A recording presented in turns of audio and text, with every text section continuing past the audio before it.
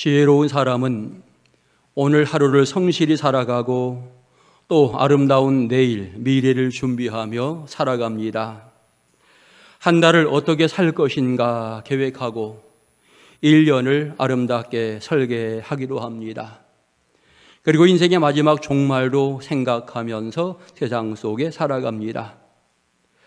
지금 국가적으로 위기라고 하는 말을 많이 사용하게 되어지는데 이 용어는 어찌 보면 미래적인 요소가 강하다 생각합니다.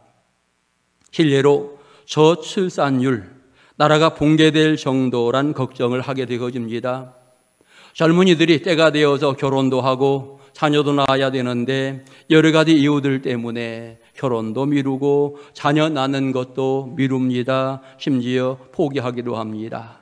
그런데 이것이 결국 국가적으로 문제가 되어지는 상황이 되었습니다. 국가정책으로 미래를 위해서 의사들의 숫자를 늘려야 된다 이렇게 나름대로 계획을 세우는데 또 여러 가지 반대 의견들을 제시하면서 의사들이 앞장서서 반대하는 이와 같은 상황이 현 시대의 모습입니다. 국민연금, 미래를 위해서 반드시 개혁이 필요합니다. 하지만 당장 부담해야 될 어려움 때문에 이 일이 전진되지 못하는 모습을 보게 되어집니다. 전 국민에게 25만 원 지급하자는 의견과 미래를 생각할 때 국가 부채 때문에 심각하다, 어렵다라고 하면서 서로의 의견이 대립이 되어지기도 합니다. 우리 2024년 우리나라 총예산 612조라고 이렇게 발표가 되었습니다. 그런데 꼭 갚아야 될 부채는 800조라고 이렇게 이야기합니다. 국가의 1년 수입보다도 부채가 더 많은 상황입니다. 지금 부채를 줄여가지 않으면 미래에 이제 다음 세대들이 굉장히 큰 무거운 짐을 지게 될 것이다. 심지어는 부도 위기에 처하게 될 것이다 라고 하는 평가도 하고 있는 것입니다. 결국 이제 위기의 모든 부분들은 지금도 그렇지만 미래가 어떠한지에 대해서 많은 사람들이 평가하면서 말하게 되어지는 것입니다. 그렇다면 하나님의 놀라운 축복을 받은 우리들은 과연 미래 설계를 잘 하면서 살고 있는가? 지금 나의 미래가 어떻게 설계되어지고 있는지 생각해 보아야 합니다.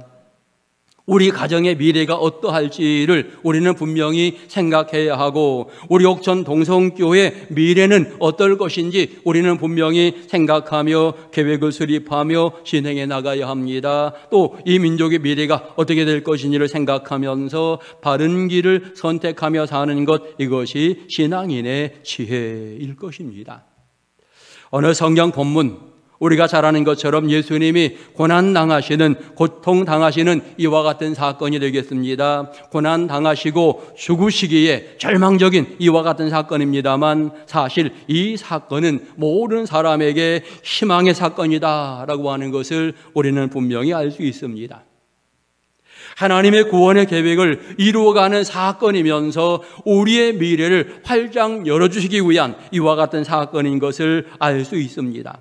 결국 십자가의 고통을 감내하기 힘든 이와 같은 상황이긴 하지만 그러나 이 과정을 통해서 우리 모든 인생의 앞길이 활짝 열어주기 위한 이와 같은 부분이기에 예수님 묵묵히 이 고난의 길을 걷고 계시고 너무나 힘들고 지쳐서 쓰러지니까 구레네 사람 시몬이 대신 십자가를 지고 가는 이와 같은 모습도 성경은 그려주고 있는 것입니다.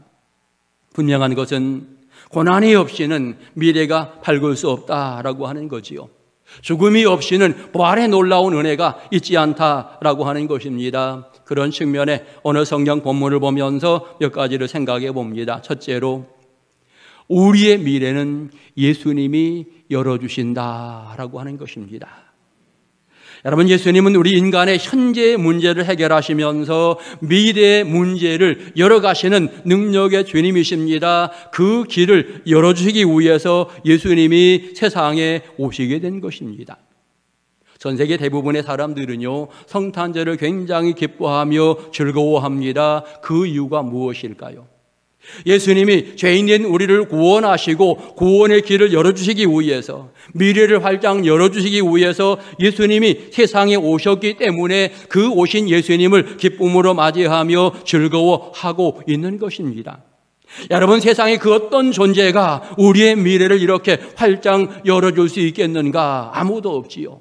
나를 구원하시리 예수밖에 없네.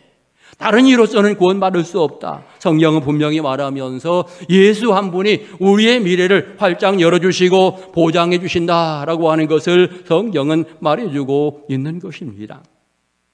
오늘 예수님 십자가의 죽으심으로 모든 것 끝난 것처럼 생각이 되어지지만 결국 3일 만에 부활하셔서 우리에게 영원한 부활의 소망을 남겨주시게 되었습니다.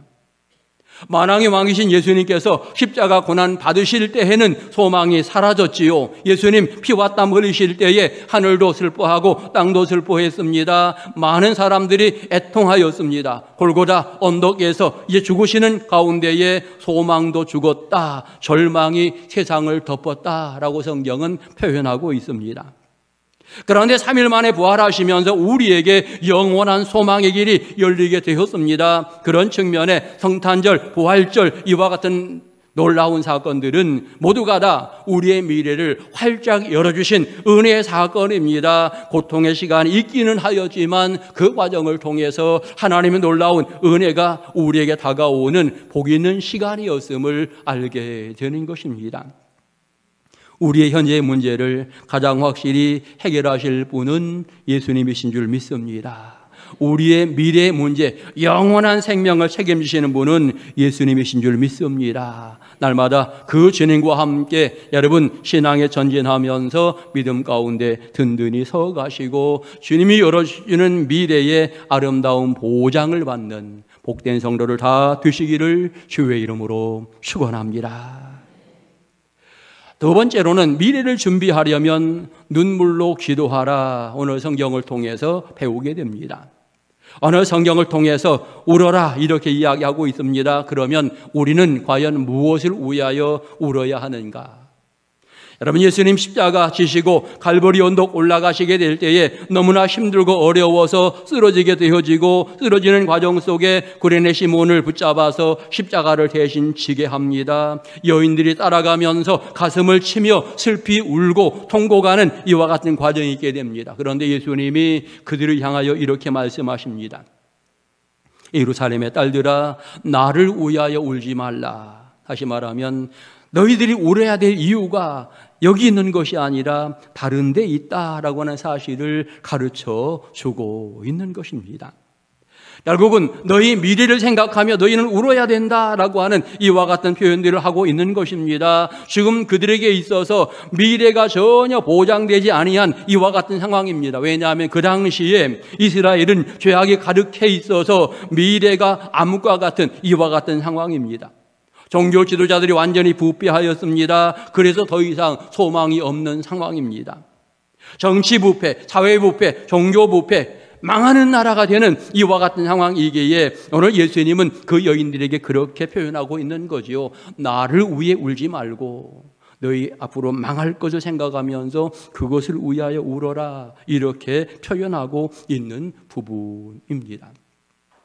예루살렘이 앞으로 멸망할 것이다 라고 하는 이와 같은 부분입니다. 예수님이 여러 번 예고하셨습니다. 실제적으로 이 예수님의 예언은 과거에 AD 70년부터 시작되어진 전쟁을 통해서 로마의 디두스 장군이 예루살렘 점령하고 예루살렘 함락하는 이런 과정으로서 이 예언이 그대로 성취가 되어지는데, 바로 그와 같이 예루살렘 멸망, 이런 부분을 가지고서 우리는 울어야 된다, 기도해야 된다라고 하는 것을 가르쳐 주고 있는 것입니다.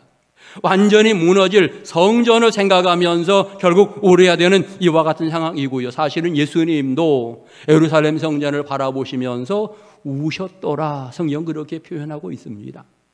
앞으로 망하는 이 성경을 생각할 때에 정말 눈물이 나는 이와 같은 상황이기에 예수님도 눈물을 흘리시더라, 이렇게 성경은 말하고 있는 것이죠. 우리는 오늘 이 성경을 보면서 우리 지금 한국교회를 보면서 이제는 눈물 흘려 기도할 때이다라고 하는 것을 깨달아야 합니다. 지금 한국교회가 여러 모양으로 많이 연약해졌고 병들어 있습니다. 타락한 부분도 없지 않아 많이 있습니다. 도리어 세상 믿지 않은 사람들이 경고하기도 하고 어떤 사람들은 비난하기도 합니다. 왜 이런 경고를 듣고 비난을 들어야 되는가? 우리 자신을 돌아보며 회개해야 하고 우리는 눈물 흘려 기도하는 이와 같은 모습을 가져야 하는 것입니다. 그리고 우리는 다시 한번 눈물 흘려 기도하면서 교회의 사명을 잘 감당해 나가야 하겠습니다.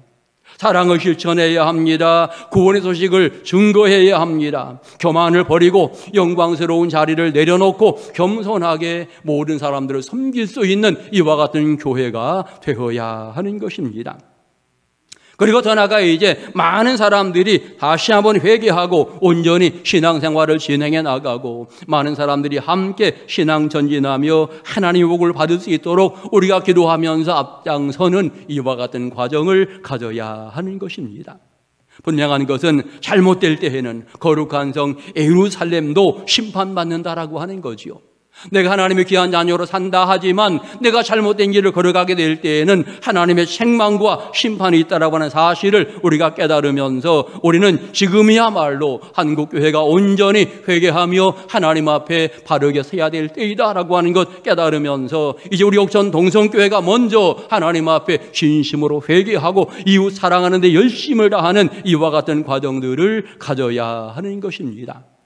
여러분, 구원의 길 주님이 열어주시지만 우리가 그 구원의 길, 은혜의 길 걸어가는 과정 속에 잘못 살아간다면 이것이 문제가 되어지는 것입니다. 그러므로 지난 시간에 잘못들이 있다면 진심으로 회개하고 바르게 살고자 하는 신앙이 결단하면서 주님 앞에 서게 될 때에 여러분, 그것이 하나님의 은혜를 받는 새로운 방법이 되는 것입니다. 예수님 여인들을 향해서 나를 위하여 울지 말아라, 너희를 위하여 울어야 된다라고 하는 이와 같은 부분이지요. 너희 심판받을 민족을 생각하며 울며 기도하라. 이스라엘 백성들이 심판을 받게 되어지는데 이방 민족을 통해서 노략을 당하는 이와 같은 일들이 많았습니다. 양이 일에게 먹히듯 이방 민족이 짓밟는 이와 같은 일들도 굉장히 많았습니다. 갈대아 사람들이, 느부갓네살 군대들이 예루살렘 성을 짓밟은 이와 같은 일들도 있었습니다. 로마 군대가 들어와서 완전히 성전을 무너뜨리는 이와 같은 사건들이 있게 되어지는데 이런 것들을 생각하면 눈물 흘릴 수밖에 없는, 회개할 수밖에 없는 이와 같은 상황인 것입니다. 그래서 예수님은 여인들에게 나를 위하여 울지 말고 내가 너희의 미래를 활짝 열어놓을 터이니 너희를 위하여, 민족을 위하여 울어라, 이렇게 말씀하고 계시는 것입니다. 오늘 사랑하는 성도들이여, 주님 앞에 내 자신을 내어놓고 눈물로 기도하는 믿음의 용사들 되시고 가정을 위해서, 교회를 위해서, 민족을 위하여 열심히 기도하는 일꾼들 다 되시기를 주의 이름으로 축원합니다. 마지막 세 번째로, 미래를 준비하려면 다음 세대를 잘 가르쳐야 된다. 오늘 성경의 표현을 보니까 너희 자녀를 위하여 울라, 이렇게 말씀을 하십니다. 왜 자녀를 위하여 울어야 됩니까? 여러분, 부모 세대가 잘못하게 될 때에 하나님의 심판이 임하게 되어지면 그 심판이 고스란히 자녀들에게도 그대로 미치게 되어지는 거지요. 어린아이들이 뭘 합니까? 아무것도 모르지만 부모 세대가 잘못해서 하나님의 심판이 임하게 되어지는데 자녀들도 똑같이 고난의 시간, 괴로움의 시간을 보내게 된다라고 하는 거지요. 부모의 잘못 때문에 자녀들이 심판받기에 그 부분을 생각하면서 울어야 된다라고 하는 것입니다. 특별히 또 다른 측면에 자녀를 위하여 운다라고 할 때에는 적어도 부모들은 두 가지 결단하면서 하나님 앞에 서야 할 것입니다. 첫째로는 내가 신앙생활을 바르게 하여야 한다라고 하는 것입니다. 부모가 제대로 신앙생활을 해야 합니다. 신앙생활은 이런 거야 내 삶으로 자녀들에게 보여주어야 되는 거지요. 여러분, 내가 아름다운 신앙생활을 하지 않으면서 야, 너 교회 가야 돼, 예수 믿어야 돼, 이렇게 이야기한다면 그 말은 아무런 효과가 없는, 힘이 없는 말이 될 것입니다. 왜 예수를 믿어야 하는지를 내가 행동으로 보여주어야 하고, 예수 믿으면 어떤 은혜가 있는지, 어떤 행복이 있는지를 내가 깨달아야 되는 거지요. 그 부분을 자녀들에게 하나하나 보여주게 될 때에 자녀들이 비로소 나를 따라서 그 신앙을 본받는 이와 같은 부분들이 있게 되는 것입니다. 부모가 먼저 헌신하고 먼저 충성해 나가는 이와 같은 모습이 있게 될 때에, 부모가 모든 예배에 열심을 다하여 참석하며 하나님께 영광 돌리게 될 때에 비로소 자녀들이 그 길을 따라서 신앙을 배우고 함께 믿음의 길에 서게 되는 것입니다. 그리고 오늘 두 번째 내용은 자녀에게 부지런히 가르쳐야 된다라고 하는 것이죠. 부지런히 가르쳐라. 신앙을 가르쳐야 됩니다. 자녀를 위하여 울라라고 하는 것은 그들의 신앙의 부분을 지적하고 있는 부분입니다. 구약의 신명기 6장 4절에 쉐마 교육이 언급이 됩니다. 이스라엘 백성들에게 강조하는 부분 가운데에 하나님 말씀을 배우라고 가르치라고 강조하는데, 가르치기 전에 뭘 해야 됩니까? 너는 유일하신 하나님을 전심으로 사랑하고 라고 이렇게 표현합니다. 부모가 먼저 하나님을 사랑하면서 이제는 자녀들에게 열심히 그 말씀을 가르쳐야 합니다. 부지런히 가르쳐야 하는데, 앉아있을 때이든지 일어날 때이든지 길을 행할 때이든지 어떨 때든지 상관없이 부지런히 하나님의 귀한 말씀을 가르치라, 이렇게 강조하고 있는 것입니다.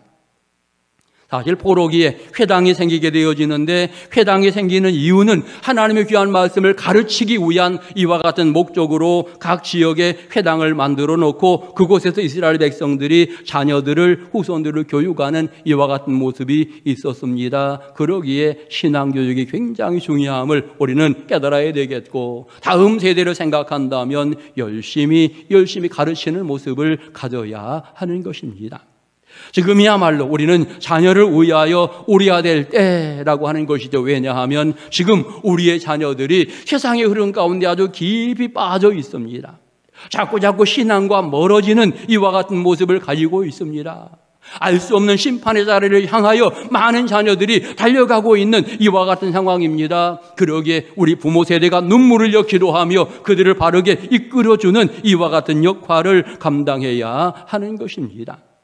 많은 아이들에게 진리가 심겨져야 되는데, 구원의 확신이 있어야 되는데 그와 같은 부분이 있지 않습니다. 도리어 그동안 어렸을 때부터 모태신앙으로 신앙생활을 하던 아이들이 중학생쯤 되니까 나 교회 가기 싫어라고 말하고요, 고등학생쯤 되니까 나 교회 안 가라고 이야기하고, 청년 되니까 이제 자기 마음대로 살아가는 이런 경향이 굉장히 많습니다. 그러기에 우리 부모들은 지금 이 시대 이런 자녀들을 위해서 눈물 흘려 기도해야 하는 것입니다. 여러분, 교육기관 성장하는 이와 같은 부분이 필요한데, 우리 교회 학교 유치부, 아동부, 중고등부, 청년부 나름대로 열심히 감당하면서 조금씩 운영이 되고 있는 이와 같은 상황이지만, 대부분의 교회들은 지금 교육기관이 안 되어서 굉장히 어려움 중에 있습니다. 아동부 없는 교회들이 전국적으로 굉장히 많습니다. 70-80%의 교회들은 아예 유치부가 없다 또는 아동부가 없다, 이런 이야기 하고 있지 않습니까? 다음 세대가 전혀 없다라는 거예요. 그 어른 세대가 가고 나면 이제는 교회가 완전히 대가 끊기는 이런 사건이 벌어지기에, 지금 우리는 다시 한번 생각해 보아야 합니다. 사랑하는 자녀들 신앙으로 양육할 수 있기 원하면서 자녀를 위하여 눈물을 흘리는 이와 같은 모습을 분명히 가져야 하는 것입니다. 우리의 미래를 열어주기 위해서 예수님 고난의 현장에 가고 계시는데, 나는 과연 어떤 모습으로 살고 있는가? 혹시라도 베드로처럼 예수님을 멀찍이 따라가면서 3번씩 부인하면서 도망가는 이와 같은 현장이 아직도 내게 있지는 않는가? 혹시라도 예수님 십자가에 못 박으라고 말하는 그 군중 속에 내가 있는 것은 아닌가? 예수님을 조롱하는 그 자리에 내가 있는 것은 아닌가? 내 자신을 돌아보면서 진심으로 회개하는 신앙의 모습을 가져야 하는 것입니다. 다음 세대 준비하고 길을 열어주시기에 고난의 자리에 있는 예수님을 기억하게 될 때에, 나는 그 예수님을 위하여 과연 무엇을 준비하고 있는가 생각해 보아야 합니다. 아리마대 사람 요셉이 시체를 달라고 해서 정한 세마포로 싸서 자기 무덤에 예수님을 모시는 이와 같은 열정이 있었습니다. 여인들은 향유를 준비해서 예수님을 찾아가는 이와 같은 모습들을 보였습니다. 니고데모는 몰약과 침량 섞은 것을 100리터라쯤 가지고 와서 예수님을 방문하는 이와 같은 모습도 보여주고 있는데, 혹시 우리는 엠마오로 내려가는 제자들처럼 소망 없이 사명과 멀어진 모습으로 지금 살아가고 있는 것은 아닌가? 내 자신 돌아보아야 합니다. 생각해보니 지금이야말로 너무나 부끄러운 이와 같은 모습이기에 진심으로 회개하고 눈물 흘려 주님 앞에 엎드리는 신앙의 모습을 가져야 되겠습니다. 지금이야말로 내가 진심으로 회개할 이와 같은 시기인 것을 알아야 하는 것입니다. 지금 한국교회가 이제 우리 민족을 위하여 오르야 될 이와 같은 시기입니다. 민족이 여러 가지 어려움 중에 있다라고 한다면 교회가 바르게 서면 되는 거지요. 그래서 민족이 살아야 교회가 살고, 교회가 살아야 가정이 살고, 가정이 살아야 내가 산다. 이와 같은 마음 가지면서 한국교회는 민족을 위하여 열심히 기도하는 이와 같은 모습, 그리고 이 민족이 귀하게 쓰임받기 원하면서 우리가 함께 최선의 노력을 다해야 하는 것입니다. 오늘 우리에게 다음 세대가 있는가? 우리의 미래가 활짝 열리고 안 열리고는 다음 세대가 있느냐, 여기에 따라 달라지는 것입니다. 아이들이 어떻게 신앙생활하고 있느냐, 유치부, 아동부, 중고등부, 청년부가 많다라고 생각하면 그 교회는 미래가 활짝 열린 교회죠. 그런데 다음 세대가 줄어들고 있다, 거의 없다라고 생각하면 이것은 커다란 문제일 수밖에 없는 이런 상황이 되어버리는 것입니다. 다음 세대를 위하여 기도하고 우리는 투자해야 합니다. 다음 세대를 위해서 교회 증축도 하고 필요한 시설들도 만들어야 되고 그들을 신앙으로 키워가는데 노력하는 이와 같은 모습을 가져야 하겠는데 지금이 바로 절박한 시기인 것을 알아야 하는 것입니다. 신앙의 선배들은 한 분 두 분 계속되이 세상을 떠납니다. 후배들이 적은 것, 이것은 정말 문제일 수밖에 없는 거죠. 그러기에 우리가 미래를 준비하는 이와 같은 과정 속에 다음 세대를 아름답게 양육해 나가야 할 것입니다. 오늘 어린이주일을 맞이하면서 아동 세례식이 있는데 정말 사랑하는 자녀를 위하여 눈물 흘리면서 여러분 모두가 열심히 기도하시고 다음 세대 부흥을 위해서 여러분 모두가 협력하며 하나님 영광에 쓰임받는 복 있는 성도를 다 되시기를 주의 이름으로 축원합니다. 기도드리겠습니다. 하나님 감사합니다. 우리를 사랑하셔서 이곳에 나와 예배하며 영광 드리게 하셨습니다. 우리 옥천동성교회 다음 세대가 더욱더 부흥하고 성장하는 놀라운 역사가 있게 하시고 하나님 앞에 귀하게 쓰임받는 복 있는 제단으로 축복하옵소서.